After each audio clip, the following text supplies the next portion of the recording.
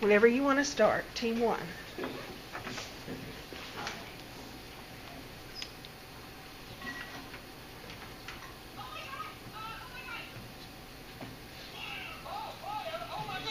What's the procedure?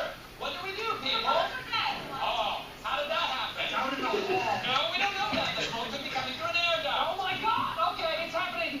Everybody stay calm. What's the procedure, everyone? Alright. So hopefully you guys have seen The Office before, but this is exactly what your career path and what your life will look like if you don't take career guidance seriously. And today we're going to be talking about career guidance.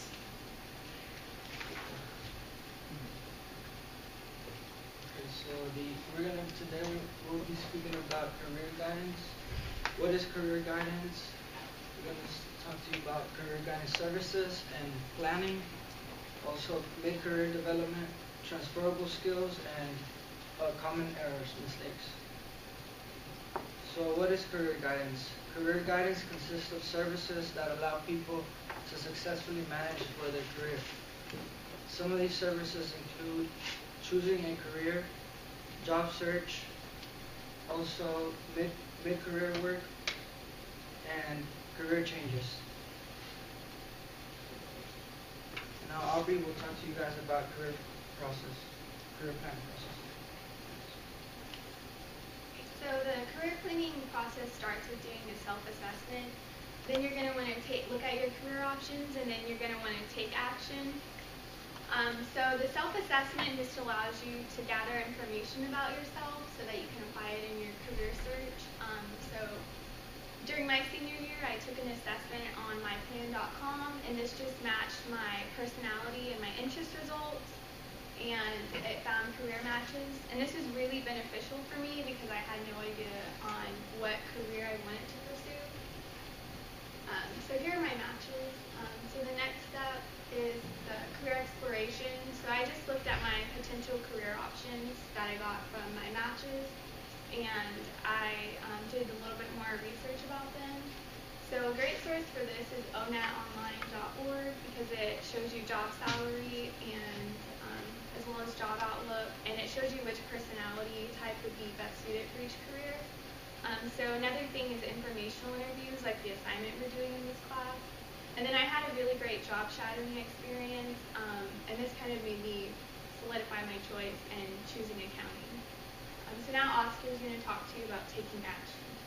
So the next step would be taking action, and you would need to develop your resume, cover letter, and develop also your handshake and LinkedIn. And 3 out of 4 of these we already developed in this class. So I'm going to talk to you guys about the cover letter.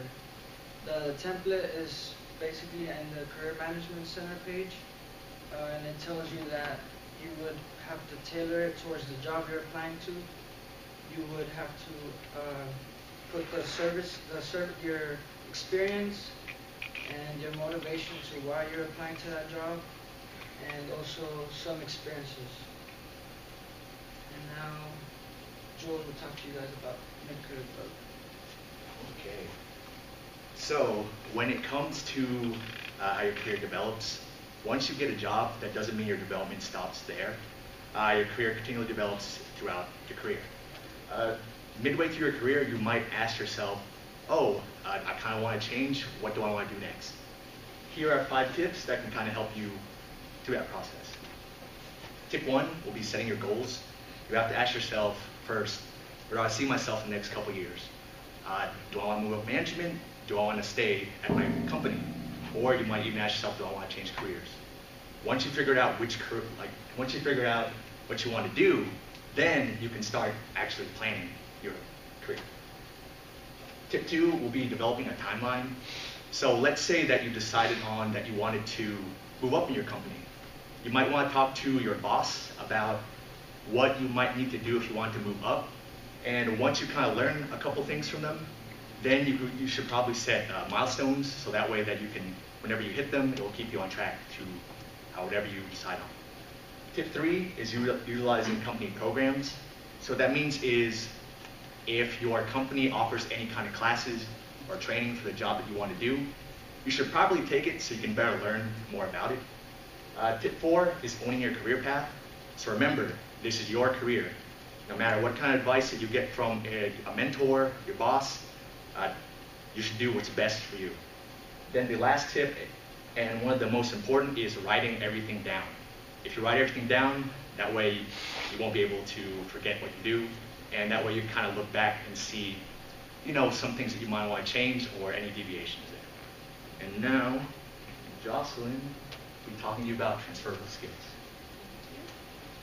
So as Jules mentioned, your career development never stops. A lot of us will either stay in the same career or will possibly look to change careers as we continue to grow. And here are some transferable skills that we thought were very important. We have leadership, and leadership can be demonstrated by just setting up meetings for your team members. If you are in an upper level position such as a manager or a supervisor, making sure that you lead by example. So doing what you expect your workers to do would be a good way to practice that. Communication can be such as giving constructive criticism. So exactly what we did this past 2 weeks, looking at those presentations and writing down in a very effective way how our peers can improve their presentations without being rude or disrespectful. Then you have time management, which in our accounting world is very important, especially during the tax busy season. And that can be as easy as setting deadlines, setting yourself up with deadlines even before your work is expected to make sure that you're meeting the requirements that your employer is asking. And then dependability, that can be as simple as showing up to work on time or making sure that your supervisor or your manager knows that they can depend on your work and that you're going to be giving them quality work when they ask you to do a project or even just leading a meeting. And then you have technology literacy, which is really important because what we've noticed in all of our personal jobs is that our companies are consistently changing out softwares and different systems. So you want to make sure that you're keeping up with those changes and you're asking for help if you need it so that your employer knows that you're really looking to improve your ability to use that technology and those new systems that they're putting in. And now Lucas will talk to you about common mistakes. So when I was 19 years old,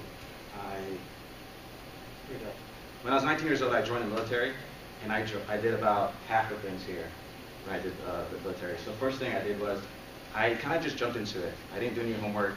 I just said whatever. And I listened to the wrong person, which is the recruiter, because he lied about half the things that he told me. Next thing I did was my brother did it for 10 years, so I thought I could do it, which is the following in someone's footsteps. And I knew so little about the military that I actually thought I signed up for 3 years, and ended up being 4 years. So in year 3, I thought I was about to leave, and they said, no, you got 1 more year left. So that's how much I did this right here. So I guess whenever you choose your career, don't do this. And now, Jules will talk about it. All right, so for today, what we kind of talked about was what career guidance was, some career guidance services and the planning process, mid-career development, some common mistakes, and transferable skills. So now, does anyone have any questions?